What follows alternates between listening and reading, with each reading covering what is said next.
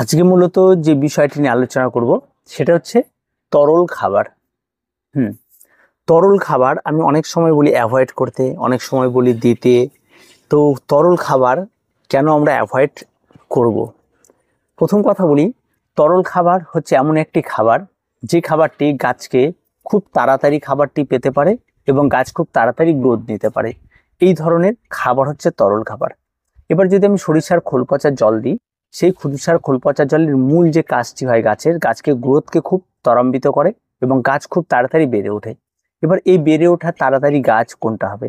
একটা season flower, আপনি শীতকালীন বাগান করছেন, একটা সিজন ফ্লাওয়ার লাগিয়েছেন, সেটা কিন্তু খুব বেশি হলে সেই গাছটি লাগানো থেকে ফুল ফোটা পর্যন্ত একটা লং টার্ম যদি হিসাব করা যায়, তাহলে 45 থেকে 90 দিনের মাথায় ম্যাক্সিমাম গাছে ফুল হয়। এবার এই 45 থেকে 90 দিনের মাথায় গাছটিকে একটা বাড়িয়ে তোলা এবং তাকে খুব সুন্দরভাবে একটা সাজিয়ে তোলা, সেটার ক্ষেত্রে কিন্তু এই লিকুইড খাবারটি আপনার ভীষণ প্রয়োজনে পড়বে।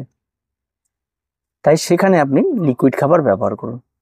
আপনি একটা গরমের গাছ লাগিয়েছেন, খুব কম সময়ের মধ্যে একটা জিনিয়া গাছ লাগিয়েছেন, গাছটিকে খুব বেশি পরিমাণ ফুল নিতে হবে এবং খুব ফাস্ট গ্রোথ লাগবে গাছটি, এবং তাকে পিঞ্চিং করবেন, তাড়াতাড়ি করে এটা করবেন। তার জন্য আপনার একটা লিকুইড খাবারের প্রয়োজন পড়বে। আপনি আপনার বাড়িতে চন্দ্রমল্লিকা করছেন মাটিতে, এবং এই চন্দ্রমল্লিকাগুলিকে সর্বোচ্চ গ্রোথ দিতে হবে, সর্বোচ্চ পিঞ্চিং করে গাছগুলিকে হাইট বাড়িয়ে নিতে হবে। আপনার এখানে প্রয়োজন পড়বে একটা লিকুইড খাবার। তবে এই যে ব্যাপারগুলো রয়েছে, এর মধ্যে লিকুইড যে খাবারগুলো রয়েছে তার মধ্যে আমরা সবচেয়ে 1 নম্বরে যে খাবারটিকে রাখি সেটা হচ্ছে খোল পচা জল। এই খোল পচা জলের মধ্যে যেমন নাইট্রোজেনের মাত্রা সঠিক রয়েছে, যেমন ফসফরাস রয়েছে, তেমন পটাশিয়ামের রয়েছে। এই সমস্ত কিছুর মাত্রাটা মোটামুটি ব্যালেন্সভাবে রয়েছে জন্যই এই খোল পচা জলটি যখন আমরা তরলভাবে গাছে ব্যবহার করি এবং সেটা খুব তাড়াতাড়ি গাছ তরল খাবারকে শিকড়ের মাধ্যমে তাড়াতাড়ি গ্রহণ করতে পারে, ফলে গাছ খুব তাড়াতাড়ি বেড়ে ওঠে। যার জন্য এই সমস্ত গাছগুলিকে, যাদের খুব ফাস্ট গ্রোথের প্রয়োজন, তাদের ক্ষেত্রে এই খাবারটি ভীষণ কার্যকর। আর এই খাবারটি মূলত প্রয়োগ করারও বেশ কিছু সময় রয়েছে। যেমন শীতকালে মূলত ফাঙ্গাল আক্রমণটা খুব কম ঘটে, বৃষ্টি একদম হয় না, আপনি যতটুকু গাছের গোড়ায় জল দেবেন তার উপরে সম্পূর্ণ নির্ভর করে গাছ বড় হয়। তাই সেখানে সম্পূর্ণ কন্ট্রোলটা আপনার হাতে থাকে। আপনি কতটা পরিমাণ জল দেবেন, আজকে খোল জল দেবেন, তাহলে আমি জল দেবো না, গাছের গোড়াটা শুকিয়ে নিতে হবে, তাহলে শুকিয়ে যাবে। এবার আপনি খোল জলটা প্রয়োগ করলেন, প্রয়োগ করে সেদিন আর জল প্রয়োগ করলেন না, পরের দিন মাটিটিকে নিড়িয়ে দিলেন, গাছের গোড়া শুকিয়ে গেলে আবার পরের দিন থেকে সার্বিক জল প্রয়োগ করা শুরু করলেন। এক ফোঁটাও ফাঙ্গাল আক্রমণ এই সিস্টেমে ধরার কোনো বিষয় নেই। এবার ফাঙ্গালটা কোথায় আসবে? যখন দেখবেন আপনার গাছটা গরমে করছেন, আপনি গাছের গোড়ায় খাবার দিয়ে দিয়েছেন, এবার যখনই খোলকে গাছের গোড়ায় দিয়ে দিয়েছেন, বাড়তি গরম এবং বাড়তি রোদে সেখানটায় সে কি হয়, এক ধরনের ফাঙ্গালের জন্ম দেয়। দেখবেন সাদা সাদা এক ধরনের ফাঙ্গালের জন্ম হবে। এবার যখনই সেটার জন্ম হবে তখন কি হবে, তারা এই ফাঙ্গালগুলোকে মাটিটাকে খারাপ করে দেয়। ফলে স্বাভাবিকভাবেই গাছ যতটা খাবার পায় তার চেয়ে দূষিত পদার্থগুলো জমে যায়। পরবর্তীতে দেখা যায় আবার যদি বৃষ্টি হয়ে যায়, তার মধ্যে মাটিটা অনেক টাইম চ্যাপচ্যাপে রয়ে গেছে, সেক্ষেত্রে আরো ক্ষতিকারক বিষয় হয়ে যায়। তাই এই সমস্ত লিকুইড খাবারগুলি সেই সময় গিয়ে ভীষণ রকমভাবে ক্ষতিকারক হয়ে ওঠে। এই জন্য আমরা সবসময় বলি যে লিকুইড খাবার শীতকালের গাছে ব্যবহার করুন, একটা সিজন ফ্লাওয়ারের ক্ষেত্রে ব্যবহার, কিন্তু লং টার্ম যে সমস্ত গাছগুলি করছেন আপনি আপনার ছাদ বাগানে, সেগুলিতেও করতে পারেন, কিন্তু মাত্রাটা খুব কম। একটা চন্দ্রমল্লিকাকে বাড়িয়ে তোলার জন্য গরমের মধ্যে যে মাত্রায় তাকে পাতলা করে ব্যবহার করতে হবে, সেটা কিন্তু শীত ঠান্ডা পড়তে পড়তে তার মাত্রা কিন্তু বাড়িয়ে দেওয়া হয়। সেক্ষেত্রে কিন্তু সে নিতে পারে গাছটি। ঠিক সারা বছর যখন আপনি আপনার গাছে খোল জল বা পাতলা করে আপনি ব্যবহার করছেন, তখন আপনাকে এই জিনিসটা খেয়াল রাখতে হবে, পাতলা মানে একদম পাতলা করে আপনাকে বাকি সময়গুলোতে ব্যবহার করতে হবে, তাহলে কাজ করবে। আর যদি কোনো কারণে মাত্রা কম বা বেশি হয়, সেক্ষেত্রে কিন্তু ক্ষতি হতে পারে। তাও ডিস্টেন্সটা অনেকটা করতে হবে। হয়তো আপনি সাপ্তাহিকভাবে শীতকালে দিলে, এখানে এসে কিন্তু একটা লং টার্মে গিয়ে আপনাকে দিতে হবে গরমের মধ্যে। আর বর্ষায় তো একদমই বন্ধ এই সমস্ত খাবারগুলির কথা, কারণ এই সমস্ত খাবারগুলি দিলে গাছ মরার সম্ভাবনা একদম বেশি। এবার আসি, যখন ইনডোর প্ল্যান্টের ক্ষেত্রে আমরা আসছি, তখন আমাদের অনেকেই বলে, এবং আমি একটা রিসেন্ট কমেন্টও পেয়েছি, যে অর্কিডের মধ্যে ভাতের মাড় ব্যবহার করেছে এবং চাল ধোয়ার জল ব্যবহার করে অর্কিড কোয়ালিটি মেরেই ফেলেছে। খুব দুঃখজনক একটা বিষয়। সে জানলো কি করে? নিশ্চয়ই কোনো ভিডিও দেখেছে বা কিছু হয়েছে। খুব খারাপ লাগে এই শোনার পরে।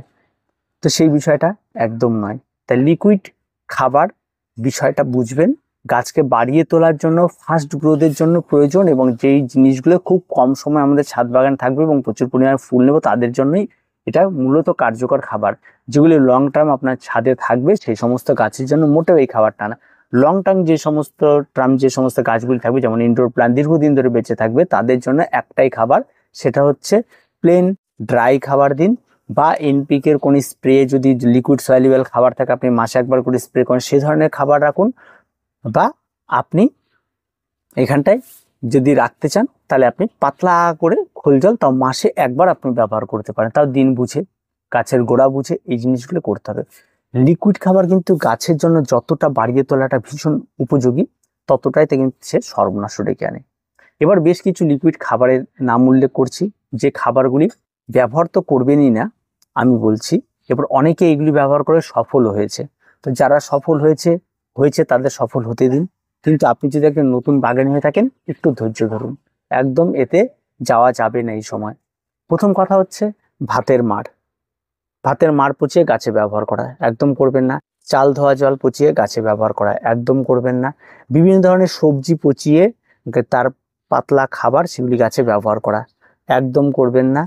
আপনি যদি লিকুইড খাবার যদি একটা কিছু থাকে, সেটা হচ্ছে শুধুমাত্র খোল পচা জল, সেটা ব্যবহার করুন। তাও বর্তমানে অনেকে খোল পচা জলের সঙ্গে ডিএপি অ্যাড করে দিচ্ছে, অনেকে খোল পচা জলের সঙ্গে তার আরও তার কার্যকারিতা বাড়িয়ে তোলার জন্য হাড় গুঁড়ো, শিংকুচি অনেক কিছুকে অ্যাড করে দিয়ে তারপর একটা খাবার বানিয়ে গাছে প্রয়োগ করছে। হ্যাঁ, এই সমস্ত খাবারগুলি কার্যকর হবে শীতকালে। এই গরম বা ভ্যাপসা ওয়েদার, কখনো মেঘলা কখনো বৃষ্টি, এই সমস্ত ওয়েদারের জন্য তরল খাবার না। তরল খাবার শুধুমাত্র যদি আমার কথা শুনেন আমি বলবো শীতকালে ব্যবহার করুন। আদার্স সারা বছর আপনি মন দিয়ে নর্মালি বাগানে জল দিন, গাছকে পরিচর্যা করুন, গাছের খাবারের পরিমাণ একটা সীমিত দিন, দেখবেন গাছ ভালো থাকবে। গাছে খাবার দিলে যে গাছ অনেক বাড়বে, অনেক ভালো হবে এমনটা নয়। গাছকে সময় দিয়ে ছেড়ে দিতে হবে, গাছকে গাছের মতো করে বাড়তে দিতে হবে, তাহলেই গাছ ভালো থাকবে। তাই লিকুইড খাবার নিয়ে অনেক কিছু বলা হলো। এই বিষয়টাতে অনেকেরই হয়তো অমত থাকবে যে না, আমি সবজি পচা জল বের করে অনেক কিছু করেছি। আমার বিষয়টা সেটা নয়। এই খাবারগুলি ব্যবহার করে আপনি বাগান সুন্দর করে করতে পারবেন, এটা স্বাভাবিক, করতেই পারেন। কিন্তু যারা নতুন বাগানি তাদের ক্ষেত্রে দেখা যায়, বা বেশ কিছু গাছ রয়েছে সেই সমস্ত গাছের ক্ষেত্রে দেখা যায় এই সমস্ত খাবার প্রয়োগ করে গাছ নষ্ট হয় অনেক। তাই পার্টিকুলার যেমন কিছু শক্ত গাছ রয়েছে, জবা গাছ রয়েছে, টগর গাছ রয়েছে, বিভিন্ন ধরনের আপনার বনসাই রয়েছে, আরো অন্যান্য ফুলের গাছ রয়েছে, যেগুলি অন্তত সারা বছর ছাদ বাগানে কম বেশি থাকে, সেই সমস্ত কিছু তো অল্প পরিমাণ করে ব্যবহার করা যেতে পারে। কিন্তু ইনডোর প্ল্যান্টের ক্ষেত্রে কখনো এই সমস্ত কিছু ব্যবহার করা যাবে না। যদি করেন তাহলে গাছ নষ্ট হওয়ার প্রবণতাটা অনেকটাই বেড়ে যাবে। তার কিছু বলার নেই। আশা করি লিকুইড খাবারের বিষয়টা আপনারা হয়তো বুঝতে পেরে গেছেন। তো যদি কারো কোনো সমস্যা হয়ে থাকে অবশ্যই কমেন্ট বক্সে কমেন্ট করবেন। তো আজকে পর্যন্ত, দেখা হচ্ছে পরবর্তী ভিডিওতে। প্রত্যেকে ভালো থাকবেন, প্রত্যেকে সুস্থ থাকবেন, আর চ্যানেলটিকে অবশ্যই সাবস্ক্রাইব করে রাখবেন।